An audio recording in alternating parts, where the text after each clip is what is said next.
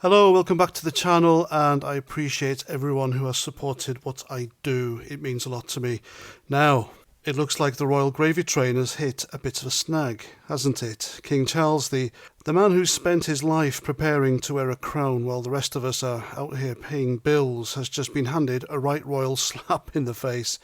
His official portrait, you know, the one where he looks like he's auditioning for a vampire movie, has been rejected by around 46,000 organisations across Britain. 46,000. That's not a rejection. That's a national referendum screaming, "We're not buying what you're selling, dude."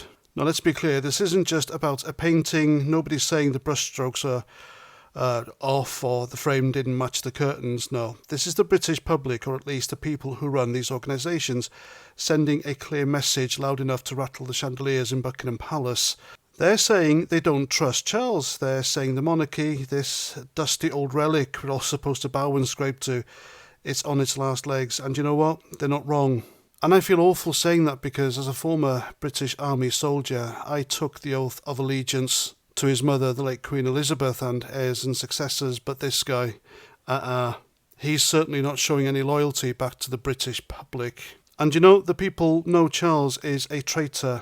I know traitor's a strong word, sure, but when you've got a king who spent decades cozying up to globalist agendas, prattling on about climate this and sustainability that while flying around in private jets, what else are you supposed to call him? He's not exactly Robin Hood, is he? I mean, the man's been banging the drum for every trendy cause going, from Davos to the eco-warriors, while the rest of us are told to shiver in our homes to save the planet. And this portrait fiasco, it's not just a snub, it's a symptom. The monarchy's dying, folks. It's been on life support for years, propped up by tradition and a few die-hard royalists who think the Windsors are somehow divinely ordained. But the spell's breaking.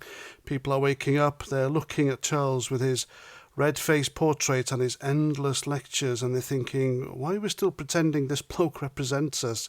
He doesn't. 46,000 organisations, schools, councils, charities have said, no thanks, we're not hanging your mug on our walls. That's not just a blow to Charles, that's a wrecking ball to the whole royal circus. Now, don't get me wrong, I'm not saying we should storm the palace with pitchforks, tempting as that might be, but when nearly 50,000 groups tell the king to shove his portrait where the crown jewels don't shine, you've got to ask, how much longer can this go on? The monarchy is only as strong as the people's willingness to play along, and right now it looks like the audience is heading for the exits.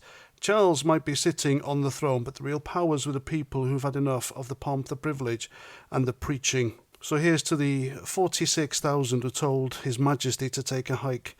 You're the real Britain, sick of being patronised, sick of being told to tug the forelock while the elites play their games. The monarchy's dying, and good riddance.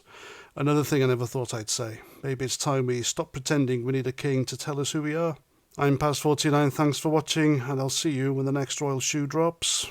Roger Trout.